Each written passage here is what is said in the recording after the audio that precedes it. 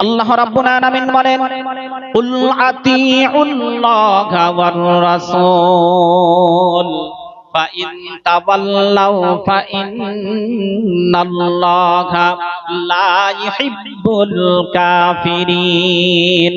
কোরআন শরীফের পারা নাম্বার 3, সূরার নাম সূরা আল ইমরান, আয়াত নাম্বার 32, 32 নাম্বার আয়াতের ভিতরে আমার আল্লাহ বলেন, কুল মানে হে রাসূল বলে দাও, আতিউল্লাহা ওয়ার রাসূল, তোমরা আল্লাহর কথাটা মেনে নাও এবং রাসূলের কথাটা মেনে নাও। হা মানে অতঃপর, ইন মানে যদি, তাওয়াল্লাও যদি মুখ ফিরিয়ে নিয়েছো, ফাইন্নাল্লাহা নিশ্চয় করে আমি আল্লাহ, লা ইউহিব্বুল কাফিরিন ওই অস্বীকারী সম্প্রদায়কে আমি আল্লাহ কখনো ভালোবাসি না। ঘোষণাকার। তাহলে প্রথম নাম্বার হলো আমার আল্লাহ ঘোষণা দিলেন, তোমরা যদি আমি আল্লাহ আমার কথাটা মেনে না নাও, আমার রাসূলের কথাটা যদি মেনে না নাও, আমি আল্লাহ ঘোষণা দিলাম আমার ভালোবাসা তোমরা পাবে না। দ্বিতীয় নাম্বার ক্ষতি আল্লাহ তুমি বলে দাও, আমার আল্লাহ বলেন বান্দা শুনে নাও, দ্বিতীয় নাম্বার ক্ষতি হলো ওই অস্বীকারী সম্প্রদায়ের জন্য আমি আল্লাহ জাহান্নাম রেডি করে রেখেছি। একবার জোরে জোরে বলে সুবহানাল্লাহ। রাসূল বলেন, কুন আলিমান আও মুতাআল্লিমান আও মুস্তামিআন আও মুহিব্বান লাহুমা ওয়ালা তাকুন লিল খামিসা আও কামা ক্বালা মুহাম্মাদুর রাসূলুল্লাহ সাল্লাল্লাহু আলাইহি ওয়াসাল্লাম। বিশ্বনবী বলেন, ওরে আমার গুনাহগার উম্মাতানিরা, আমি দায়িত্বহীন ভাষায় বলে গেলাম, তোমরা চারটি জিনিসের ভিতরে একটা হও, 5 নাম্বার যেন হইও না। কি বললেন? 4 জিনিসের ভিতরে যে কোনো একটা হও, 5 নাম্বারে যেন হইও না। যদি তোমরা 5 নাম্বারে হও, ওয়ালা তাকুন লিল খামিসান, রাসূল বলেন যদি তোমরা 5 নাম্বারে হও, ওয়ালা তাকুন লিল খামিসান, তাহলে তোমরা ধ্বংস হয়ে যাবে। ফাতুহুলিক, 5 নাম্বারে যদি হও তাহলে কি হবে? ধ্বংস হয়ে যাব। 4টের ভিতরে একটা হও। কটার ভিতরে? এটা শুনবেন 4টের ভিতরে কি হবে, হতে হবে আমাদের? ওয়াজ এখন শুরু করি, দুটো প্রশ্ন রাখলাম। আমিন আমিন আমিন যারা বলছেন সর্বনাশ করেছেন। আর 4টের ভিতরে একটা অন্তত হতে হবে। আজকের এখান থেকে আপনি নিজে 4টের ভিতরে 1 নাম্বার হয়েছেন কিনা অন্তত বিচার করে নিয়ে যাবেন। নিতে হবে কি হবে না? রাসূল বলেছেন 5 নাম্বারে যদি হও ধ্বংস, তাহলে আপনি 4টের ভিতরে যে কোনো একটা আছেন কিনা আজকের পরীক্ষা করে নিয়ে তবে বাড়িতে যাবেন। আসেন, সেজন্য সে নবীর কথা বলছিলাম। তারপরে সভাপতি 2 হাফেজ সাহেব দুদিকে বসে রয়েছেন এবং সেই সাথে সাথে আজকে আমার সম্মুখে উপবিষ্ট পিতৃতুল্য বয়োজ্যেষ্ঠ বাবাজিগণ, সমবয়স্ক কলিজার টুকরা যুবকবৃন্দ, স্নেহের কচিকাঁচা বাচ্চারা, পর্দার আড়ালে বাড়িতে বসে শ্রবণরতা ধার্মিকা মা ও বোনেরা, মসজিদ কমিটি এবং পাড়া প্রতিবেশী আত্মীয় স্বজন যারা এসেছেন, এক কথায় সকলের প্রতি আপনাদের শ্রদ্ধা, ভক্তি, ভালোবাসা, প্রীতি, প্রেম, শুভেচ্ছা পর্যায়ক্রমে শ্রেণীগতভাবে জানিয়ে রাখলাম। সরাসরি চলে যাব বক্তৃতার দিকে। তবে আমি যেখানে যাই, অভ্যাস কিংবা বদভ্যাস, আমি বক্তৃতার পূর্বে দুটো একটা হজমের ট্যাবলেট দেব। আজকে দেব নাম্বার 1, এটা নিয়ে যান, অন্তত আমল করলে জীবনটা গড়বে। আমি আপনাদের আউযুবিল্লাহ বিসমিল্লাহ পড়ালাম, সুবহানাল্লাহ বললেন, আলহামদুলিল্লাহ বললেন, তাই না? আল্লাহু আকবার বললেন। একটা করে যদি লাভের কথা বলি আধা ঘন্টা চলে যাবে, ওদিকে যাব না। আমি আজকের একটাই মাত্র কথা বলবো, একটা নিতে পারবেন? একটা কাজ দিয়ে যাব, নিতে পারবেন? আসেন বন্ধু আমার, কিতাবের নাম হলো ফাজাইলে বিসমিল্লাহ। ওই কিতাবের ভিতরে পাওয়া যায় যদি কোনো আল্লাহ বান্দা বান্দি ফজরের নামাজের পর 19টা বার বিসমিল্লাহ শরীফ পড়ে নিতে পারে। কতবার? কোন নামাজের পর? ফজরের নামাজের পর 19টা বার বিসমিল্লাহ শরীফ পড়ে নিতে পারেন। বিশ্বনবী বলেন, হাদিসের সারমর্ম কিতাবের ভিতরে পাওয়া যায়। ও বন্ধু আমার, কিতাবের লেখক লেখেন ফজরের নামাজের পর যদি 19টা বার বিসমিল্লাহ শরীফ পড়েন, ফজর থেকে মাগরিব পর্যন্ত সারা দিনের ভিতরে আপনি যদি স্বাভাবিকভাবে ইন্তেকাল করেন, আমার আল্লাহ বলেন, বান্দা তোর ওই মরণটা স্বাভাবিক মরণ নয়, মরণ নয়। এই আমল করার কারণে আমি আল্লাহ তোর ওই মরণটাকে শহীদের খাতায় লিপিবদ্ধ করে নেব। শুধু তাই নয় বন্ধু আমার, যদি কোন আল্লাহর বান্দা বান্দি মাগরিবের নামাজের পর 19টা বার বিসমিল্লাহ শরীফ পড়ে নিতে পারে, মাগরিব থেকে ফজর পর্যন্ত সারা রাতের ভিতরে আল্লাহর ওই বান্দা বান্দি যদি স্বাভাবিকভাবে ইন্তেকাল করে যায়, আমার আল্লাহ বলেন, বান্দা তোর ওই মরণটা স্বাভাবিক মরণ নয়, মরণ নয়। এই আমল করার কারণে আমি আল্লাহ তোর ওই মরণটাকে শহীদের খাতায় লিপিবদ্ধ করে নেব। আরেকটু জোরে বলা যাবে না সুবহানাল্লাহ? প্রিয় বন্ধু আমার, একটা মাত্র আমলের কথা বললাম, বিসমিল্লাহ শরীফের আমলের কথা বললাম। যারা বুঝতে পেরেছেন, আমি আপনাদের জোর করে হাত তুলতে বলবো না। যারা কবরটাকে জান্নাতের টুকরা বানাতে চান, এই বিসমিল্লাহর আমলটা কারা কারা করবে? আমি খুশি হতে আসিনি, রাজি হতে আসিনি। আমি এখানে বন্ধু আমার আপনাদের সমর্থন নিতে আসি নাই। আমি প্রারম্ভে বলেছি, আর এখানে আসবো কিনা জানি না। আল্লাহকে রাজি করার জন্য বিসমিল্লাহর আমলটা কারা কারা করব? আল্লাহু আকবার বলে হাতটা তুলে দেখাই। নারায়ে তাকবীর। আলহামদুলিল্লাহ, এখানেই কবুল। আজকের এই মাহফিল এখানে কবুল, আজকের এই নবী দিবস এখানেই কবুল। কারণ আল্লাহ পাক আপনাদের হাতটা তুলে নিয়েছেন। নাকি আমাকে খুশি করার জন্য তুলেছেন? বলেননি। আমি একটু অন্যরকম হাদিস কোরআনের কথা বলবো, আর একটু জেনে নিন। যদি আপনার বিপরীতে চলে যায়, মেনে নেব? মানবেন না? কোরআনের কথা আপনার বিপরীতে যাচ্ছে, আপনি মানবেন না? আর কোরআনের কথা মানতে হবে। সে আমার বিপরীতে যাক আর আপনার বিপরীতে যাক, তাহলে আমি কোরআন থেকে হাদিস থেকে কিছু শোনাবো।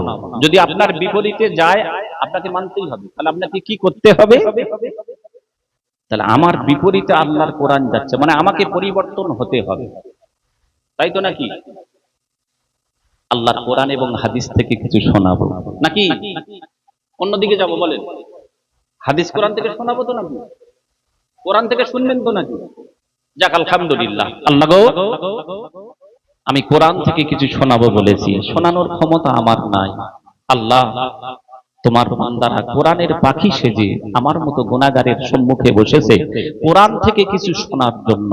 আল্লাহ, তুমি আমাকে কিছু বলিয়ে নিও এবং আমার সম্মুখে আমার সকল মহব্বতের শ্রোতাদেরকে তাদেরকে শোনার পর আমল করিয়ে নিও। বলেন আমিন।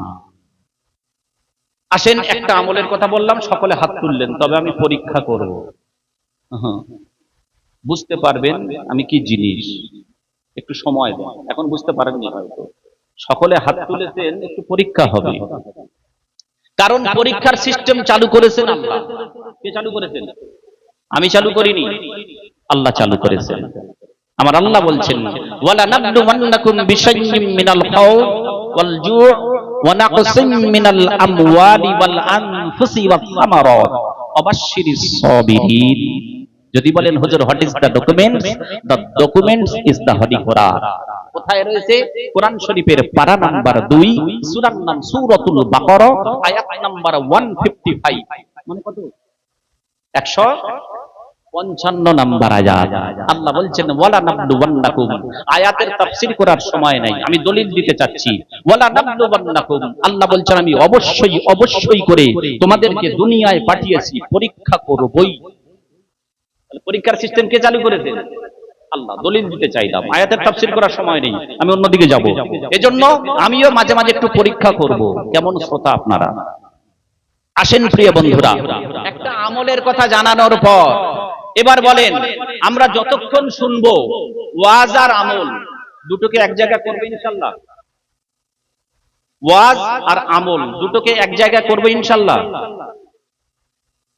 নাকি একদিক থেকে আমার কানে প্রবেশ করবে, অপর দিক থেকে বের করে দেবো? কি করব? ওয়াজ আমল দুটো এক জায়গায় করব। ছোট্ট একটা গল্প বলি। আল্লাহর এক বান্দা রাস্তা দিয়ে যাচ্ছেন ডাক্তারখানায়। এখন বর্ষাকাল, তো বৃষ্টি এসে গেছে। ধরে নেন এই ঘরের কারো ঘর আছে, ঘরের ছাদের নিচে কার্নিশ বাড়ানো থাকে, দাঁড়িয়ে গেছে পিছনে। জোহরের নামাজ পড়ে বাড়িওয়ালা দেখছে আমার বাড়ির পিছনে একজন আগন্তুক মেহমান। বাড়ির ভিতরে ঢুকে স্ত্রীকে বলছে, হ্যাঁ গো, খাবার কিছু আছে? বলে হ্যাঁ আছে। কি খবর? একজন মেহমান এসছে। বলে নিয়ে এসে বসো। মেহমানে নিয়ে এসে বসে গেছে। বসে যাবার পর বলে ভাত রেডি করো। দুটো প্লেটে ভাত নিয়ে মেহমানের সামনে দিয়ে বাড়িওয়ালা স্ত্রীর কাছে গিয়েছে তরকারি আনার জন্য। আপনাদের কি বলে? তরকারি, তরকারি আনার জন্য। তরকারি এনে দেখে ভাতের প্লেটে ভাত নাই। ভাতের প্লেটে ভাত নাই। বাড়িওয়ালা নামাজ পড়ে এসে তার আগে ওই ভাইকে জিজ্ঞাসা করছে, ভাই কোথায় যাবেন? বলে ভাই ডাক্তারের কাছে যাবো। বলে কি খবর? বলে আরে ভাই খেতে পাচ্ছি না, একদম মুখে মজা নাই, যা খাচ্ছি কোনো টেস্ট পাচ্ছি না। মাঝে মাঝে হয় না, খাচ্ছি কিন্তু টেস্ট পাচ্ছি না, মাঝে মাঝে হয়তো নাকি। তা বলে চলেন দুপুরবেলা আমার বাড়িতে কিছু খাবেন। বলে আরে ভাই খেতে টেস্ট পাচ্ছি না খাবারে। হোক মেহমান মানুষ, নবীর সুন্নাত মেহমান দেখলে ডেকে খাও, সুন্নাতটা পালন হোক। এ ভাই ডাক্তারের কাছে যাচ্ছে কি জন্য? মুখে খাবারে স্বাদ নাই। এরপরে বাড়ির ভিতরে গিয়েছে, দুটো প্লেটে ভাত নিয়ে বসেছে। মেহমান বাড়িতে গিয়েছে তরকারি আনার জন্য স্ত্রীর কাছে, এসে দেখে ভাতের প্লেটে ভাত নাই, ওর মুখে স্বাদ নাই। তাড়াতাড়ি করে তরকারির বাটিটা রেখে স্ত্রীর কাছে গিয়েছে, বলতে ভাত দাও। বলে কি খবর? কথা বলিস না, মান সম্মানে পড়ে গেছে, তাদের ভাত দাও। আবার একটা প্লেটে ভাত নিয়ে এসে তরকারির বাটির দিকে তাকিয়ে দেখে তরকারির বাটিতে তরকারি নাই, ওর মুখে স্বাদ নাই। কিছু বুঝতে পারছেন? এইভাবে যখন দুই একবার দৌড়াদৌড়ি লাগিয়েছে, ভাত নিয়ে দেখে তরকারি নাই, তরকারি নিয়ে দেখে ভাত নাই। স্ত্রী এবার স্বামীর হাতটা ধরে ফেলেছে। বলে কি ব্যাপার? বলে যাও। বলে আরে ব্যাপার কি বলবো, আমি ভাত নিয়ে গিয়ে দেখি তরকারি নাই, তরকারি নিয়ে গিয়ে দেখি ভাতও নাই।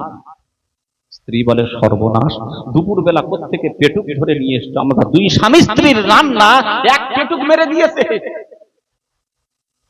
স্ত্রীর মুখটা লাল হয়ে গেছে, রেগে গেছে। বলে তুমি এই জন্য রেগে যাচ্ছ? বলে রেগে যাবো না, দুই স্বামী স্ত্রীর রান্না, হাঁড়ি খালি।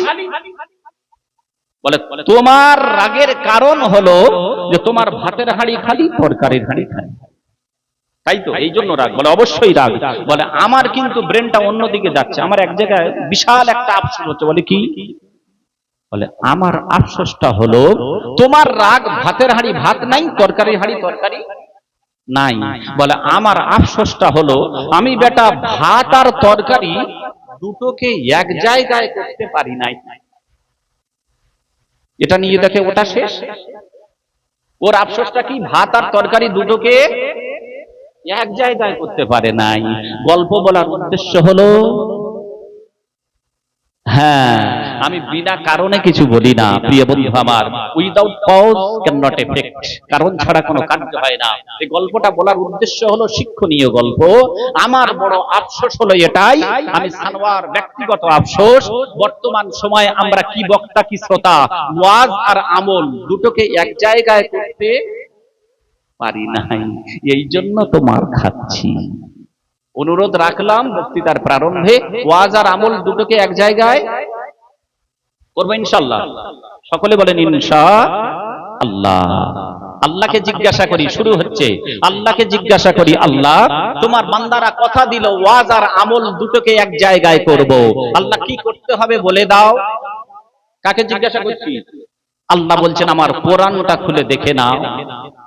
আল্লাহ রাব্বুল আলামিন বলেন, আল্লাযী খালাকাল মাউতা ওয়াল হায়াতা লিয়াবলুয়াকুম আইয়ুকুম আহসানু আমালা ওয়া হুয়াল আজিজুল গফুর। জোরে বলেন আল্লাহু আকবার। কোরআন শরীফের পারা নাম্বার 29, সূরার নাম সূরাতুল মুলক, আয়াত নাম্বার 2 নম্বর আয়াতের ভিতরে আমার আল্লাহ বলেন, আল্লাযী খালাকাল মাউতা ওয়াল হায়াতা, আমি সেই আল্লাহ যিনি তোমাদের জন্য মউত এবং হায়াত সৃষ্টি করেছি, লিয়াবলুয়াকুম আইয়ুকুম আহসানু আমালা, ওরে বান্দা আমি দেখতে চাই কে ভালো কাজ করে আমার কাছে আসে। ওয়া হুয়াল আজিজুল গফুর, আমি আল্লাহ আজিজ মানে পরাক্রমশালী, গফুর মানে ক্ষমাকারী। বান্দা আমার থেকে ক্ষমাকারী কেউ নাই।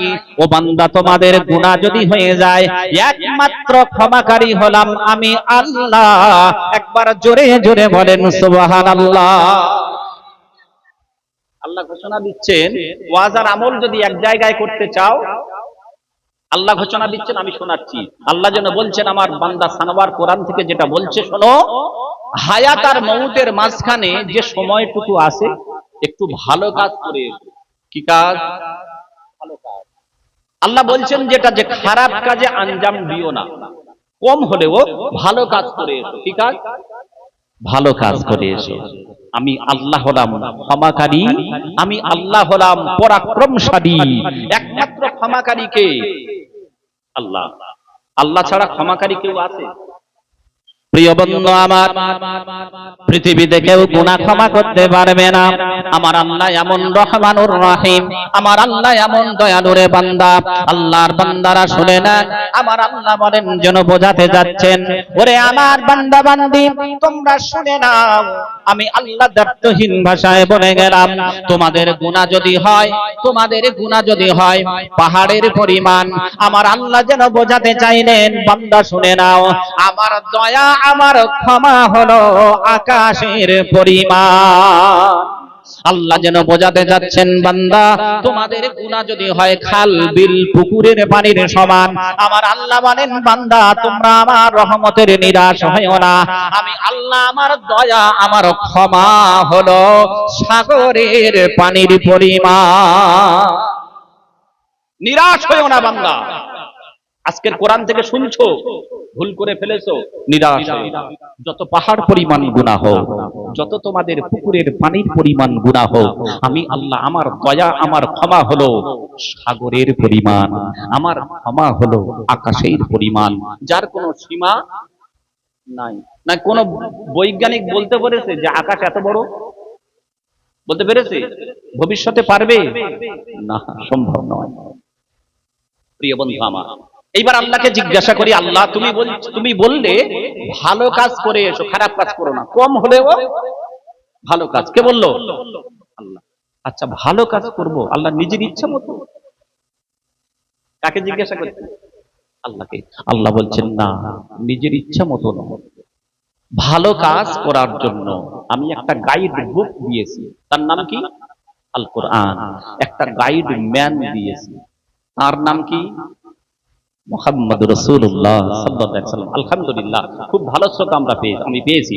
আপনারা কিছু বোঝেন, কথা বলছেন, ভালো লাগছে। তাহলে গাইড ম্যান বিশ্বনবী জনাবে মুহাম্মদ রাসূলুল্লাহ সাল্লাল্লাহু আলাইহি ওয়াসাল্লাম। আল্লাহ বলছেন ওই কোরআন অনুযায়ী আমার হাবিব তোমাদেরকে যেটা করতে বলেছে, যেভাবে করতে বলেছে কাজগুলো সেইভাবে করো। এক কথায় তোমরা আমার রাসূলকে ফলো করে নাও। কে বলছেন? আল্লাহ। আচ্ছা আল্লাহ বললে তো আমরা শুনলাম, জিজ্ঞাসা করি, আমরা বাঙালি মানুষ, ব্যবসাতে লাভ লস আছে তো নাকি? ব্যবসাদার যদি লাভ যদি না বোঝে, লস যদি না বোঝে, সে ব্যবসা করতে পারবে না। আল্লাহকে জিজ্ঞাসা করি, আল্লাহ ঠিক আছে নবীকে ফলো করব, কি লাভ? কাকে জিজ্ঞাসা করছি? আল্লাহকে। আল্লাহ বলছেন লাভ হলো এটাই, তোমরা যখন থেকে আমার নবীকে ফলো করতে শুরু করবে তখন থেকে তোমাদের জীবনের সব গুনাহগুলিকে মাফ করে দেবে। আরেকটু জোরে হবে না? নারে তাকবীর। যদি বলেন হুজুর দলিল ছাড়া মানি না, আমি বলেছি বিনা দলিলে কথা হবে না। যদি বলেন হোয়াট ইজ দ্য ডকুমেন্টস, আমি বলবো the documents is the holy Quran. Allah রাব্বুল আলামিন বলেন কুল ইন কুনতুম তুহিব্বুনাল্লাহা ফাত্তাবিউনি ইহবিবকুমুল্লাহ ওয়া ইয়াগফির লাকুম যুনুবাকুম ওয়াল্লাহু গফুরুর রহিম। আল্লাহর কোরআন শুনলেন একবার বলেন আল্লাহু আকবার।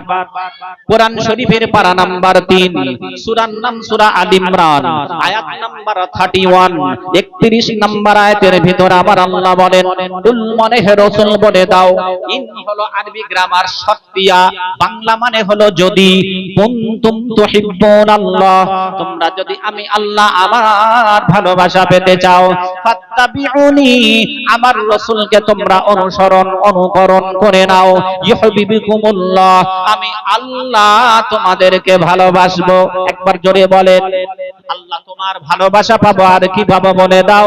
আমার আল্লাহ বলেন, বান্দা শুনে নাও, ওয়া ইয়াগফির লাকুম যুনুবাকুম ওয়াল্লাহু গফুরুর রহিম।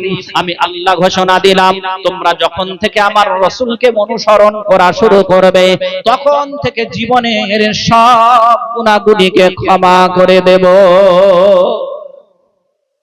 কে ঘোষণা দিচ্ছে? তাহলে আজকের থেকে অত নিয়ত করি রাসূলকে অনুসরণ করব ইনশাআল্লাহ। ইনশাআল্লাহ। আল্লাহ তারপরে তার নিজের দুটো গুণের কথা বলছেন, আল্লাহু গফুরুর রহিম। আল্লাহ বলছেন আমি হলাম গফুর মানে ক্ষমাকারী, আর রহিম মানে বান্দার প্রতি আমি দয়ালু। রহিম রহমান একমাত্র কে? একমাত্র তিনি হলেন আল্লাহ। তুমি রহমান,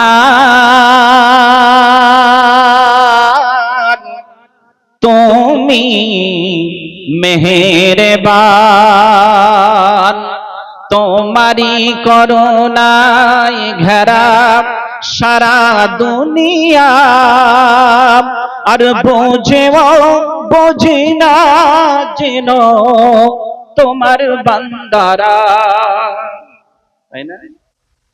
আমরা বুঝে না বোঝার ভান ধরে থাকি বেশি, বুঝে না বোঝার ভান ধরে থাকি বেশি। এই জন্য আফসোস লাগে। দুটি আয়াতে কারিমা পড়েছি, যাব সেই দিকে। আল্লাহকে জিজ্ঞেস করলাম, আল্লাহ বললেন রাসূলকে অনুসরণ করো, নিজের ইচ্ছা মতো কাজ চলবে না। লাভ কি? যখন থেকে অনুসরণ করব তখন থেকে জীবনের সব গুনাহ মাফ। কে ঘোষণা দিলেন? আল্লাহ। এবার আল্লাহকে জিজ্ঞাসা করি, আল্লাহ আমরা জানতে চাই, যদি রাসূলকে অনুসরণ না করি, অস্বীকার করি, পিঠ ফিরিয়ে চলে যাই, কি ক্ষতি? কি ক্ষতি? কাকে জিজ্ঞাসা করছি? আল্লাহকে। আল্লাহ বলছেন বান্দা দুটো ক্ষতি। কটা ক্ষতি? দুটো। নাম্বার 1, আমি আল্লাহ তোমাদেরকে ভালোবাসি না। তাহলে আল্লাহ যাদেরকে ভালোবাসবে না তাদের ঠিকানা কোথায়? জান্নাত তো নাকি? জেগে আছে। বলেছেন কে? আল্লাহ। সেই আয়াত আমি পড়েছি ভূমিকায়। আসেন দলিল। আল্লাহ রাব্বুল আলামিন বলেন, কুল আতিউল্লাহা ওয়ার রাসূল ফাইন তাওয়াল্লাউ ফাইন্নাল্লাহা লা ইউহিব্বুল কাফিরিন। কোরআন শরীফের পারা নাম্বার 3, সূরার নাম সূরা আল ইমরান, আয়াত নাম্বার 32, 32 নাম্বার আয়াতের ভিতরে আমার আল্লাহ বলেন, কুল মানে হে রাসূল বলে দাও, আতিউল্লাহা ওয়ার রাসূল তোমরা আল্লাহর কথাটা মেনে নাও এবং রাসূলের কথাটা মেনে নাও। হা মানে অতঃপর, ইন মানে যদি, তাওয়াল্লাও যদি মুখ ফিরিয়ে নিয়েছো, ফাইন্নাল্লাহা নিশ্চয় করে আমি আল্লাহ, লা ইউহিব্বুল কাফিরিন ওই অস্বীকারী সম্প্রদায়কে আমি আল্লাহ কখনো ভালোবাসি না। ঘোষণাকার। তাহলে প্রথম নাম্বার হলো আমার আল্লাহ ঘোষণা দিলেন, তোমরা যদি আমি আল্লাহ আমার কথাটা মেনে না নাও, আমার রাসূলের কথাটা যদি মেনে না নাও, আমি আল্লাহ ঘোষণা দিলাম আমার ভালোবাসা তোমরা পাবে না। দ্বিতীয় নাম্বার ক্ষতি আল্লাহ তুমি বলে দাও। আমার আল্লাহ বলেন, বান্দা শুনে নাও, দ্বিতীয় নাম্বার ক্ষতি হলো ওই অস্বীকারী সম্প্রদায়ের জন্য আমি আল্লাহ জাহান্নাম রেডি করে রেখেছি। একবার জোরে জোরে বলে সুবহানাল্লাহ। বন্ধ করে দিই। আচ্ছা, আল্লাহ জাহান্নাম রেডি রেখেছে বলে সুবহানাল্লাহ। জেগে আছেন তো নাকি? জোরে বলেন নাউযুবিল্লাহ। যদি বলেন হুজুর দলিল দেন, প্রিয় বন্ধু আমার, যাদের ওযু আছে এখনই কোরআনটা খুলে দেখে নেন। আল্লাহ রাব্বুল আলামিন বলেন, হাদিহি জাহান্নামুল্লাতী কুনতুম তুআদুন ইসলাউহাল ইয়াওমা বিমা কুনতুম তাকফুরুন। মুহাব্বতে বলেন আল্লাহু আকবার। কোরআন শরীফের পারা নাম্বার 23, সূরার নাম সূরা ইয়াসিন, আয়াত নাম্বার 63, আয়াত নাম্বার 64, 63 এবং 64 নাম্বার আয়াতে আমার আল্লাহ বলেন, হাদিহি জাহান্নামুল্লাতী কুনতুম তুআদুন। বান্দা শুনে নাও, এই সেই জাহান্নাম যার ওয়াদা আমি আল্লাহ তোমাদেরকে দিয়েছিলাম। ইসলাউহাল ইয়াওম, go to the hell fire, আজকের দিনে জাহান্নামে চলে যাও। আল্লাহ কেন জাহান্নামে যাব বলে দাও? আমার আল্লাহ বলেন তারপরে কি বলেছি দেখে নাও, বিমা কুনতুম তাকফুরুন, কারণ তোমরা আমি আল্লাহ আমার কথাটা অস্বীকার করেছিলে, আমার রাসূলের কথাটা অস্বীকার করেছিলে, এজন্য আমি আল্লাহ বলে দিলাম ওই অস্বীকারকারী সম্প্রদায়ের জন্য জাহান্নাম রেডি করে রেখেছি। একবার জোরে জোরে বলেন নাউযুবিল্লাহ। তাহলে আমরা কি চাই, জাহান্নাম না জান্নাত? সকলে আল্লাহ তোমার সকল বান্দা জান্নাত চাচ্ছে। জান্নাতে যদি বড় প্রাসাদ না পাই, আল্লাহ গো ছোটখাটো একটা ঘর তুমি জান্নাতে আমাদের বানিয়ে দিও। সকলে বলেন আমিন। মালিক তুমি জান্নাতে, তোমার পাশে আমার একটা ঘর বানিয়ে দিও, একটা ঘর বানিয়ে দিও। সকলে পড়েন না আমিন। মালিক তুমি জান্নাতে, তোমার পাশে আমায় একটা ঘর বানিয়ে দিও, একটা ঘর বানিয়ে দিও। বিভীষিকাময় সে কঠিন দিনে তোমার প্রতিবেশী করে নিও। মালিক তুমি জান্নাতে, তোমার পাশে আমায় একটা ঘর বানিয়ে দিও, একটা ঘর বানিয়ে দিও। জোরে বলেন আমিন। আমরা সকলে সেই জান্নাত চাই কি চাই না? সকলে জান্নাত চাই। প্রিয় বন্ধু আমার, এজন্য আমি যে কথা বলছিলাম, আল্লাহ পাক রব্বুল আলামিন হচ্ছেন রহিম রহমান। তাহলে অনুসরণ করতে হবে কাকে? কাকে কাকে? আল্লাহর রাসূলকে। তিনি যেটা বলেছেন, যেটা করেছেন সেটা করব ইনশাআল্লাহ। আমি আমলের কথা বলেছিলাম, মনে আছে? মনে আছে? বিসমিল্লাহর আমল, তাই তো? এইবার বলেন একটু পরীক্ষা করি, আমলটা কখন? ফজরের সময় ঘুম থেকে ওঠার পরে নাকি?